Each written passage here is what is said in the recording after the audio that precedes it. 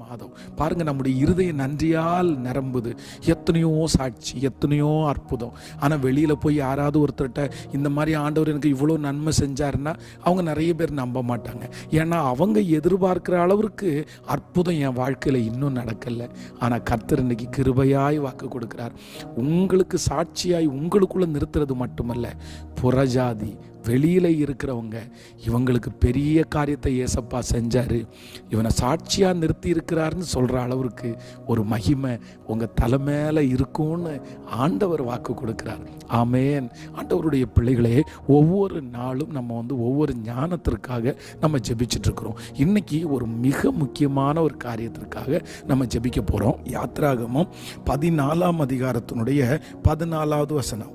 கர்த்தர் உங்களுக்காக யுத்தம் பண்ணுவார், நீங்கள் சும்மா இருப்பீர்கள். கர்த்தர் உங்களுக்காக யுத்தம் பண்ணுவார், நீங்கள் சும்மா இருப்பீர்கள். பாருங்க, நம்ம வீட்டில் நிறைய நேரத்தில் சொல்லுவோம், கொஞ்ச நேரம் சும்மா இருக்கிறியா, கொஞ்ச நேரம் சும்மா இருக்கிறியா. நம்முடைய பிள்ளைகள் ஏதாவது ஒன்று செய்கிறத பார்த்தோன்னு நமக்கு டென்ஷன் ஆகும். கொஞ்ச நேரம் சும்மா இருக்கிறியா. இப்போது ஆண்டவர் நம்மளை பார்த்து என்ன சொல்கிறார் அப்படின்னா, நீ சும்மா இரு, நீ சும்மா இரு. இந்த சும்மா இருக்கிறது என்கிறது ஒரு மிகப்பெரிய ஞானம்.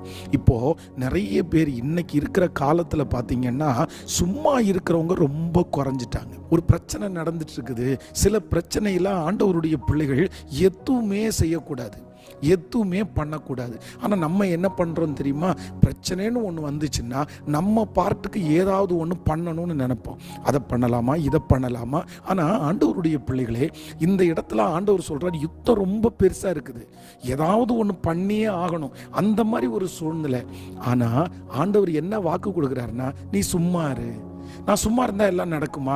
நிறைய பேர் அப்படி தான் கேட்பாங்க. நான் சும்மா இருந்தோடனே பிரச்சனைன்னு ஒன்று வந்தால், சில பிரச்சனையை நீங்கள் சும்மா இருந்தால் அது பாட்டுக்கு சரியாயிடும். அதான் சொல்லுவாங்கள்ல, ஒரு தீ எரிஞ்சிட்டு இருக்குது, அந்த தீயை நம்ம ஒன்றும் பண்ண வேண்டாம், கொஞ்ச நேரம் எரியும், அதுக்கப்புறம் அந்த தீ தன்னை போல் அந்த தீயை அணைஞ்சிரும்.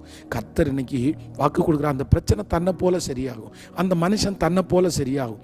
ஆனால் நமக்கு நிறைய பேருக்கு அதை நோண்டி பிரச்சனை பண்ணி ஏன்னு கேட்டு சண்டையை இழுத்து அதில் வாக்குவாதம் அந்த சின்ன பிரச்சனையை பெரிய பிரச்சனையாக பண்ணுற சுபாவம் நிறைய பேரிடத்துல இருக்குது. ஆனால் இந்த ஞானக்குறைவு உங்களுக்கு வேணாம். தாவீதை குறித்து வேதம் சொல்லுது, சிமையை தூசிக்கிறான். சிமையை தூசிக்கும் போது பக்கத்தில் இருக்கிறவர் சொல்கிறாரு, இவனுக்கு ஏதாவது ஒன்று பண்ணணும், நம்ம பண்ணாமல் இருக்கக்கூடாது. இவன் இப்படி பண்ணிட்டு இருக்கான், நம்ம எப்படி கேட்டுட்டு அமைதியாக போகிறது, நம்ம எப்படி கேட்டுட்டு சும்மா இருக்கிறது.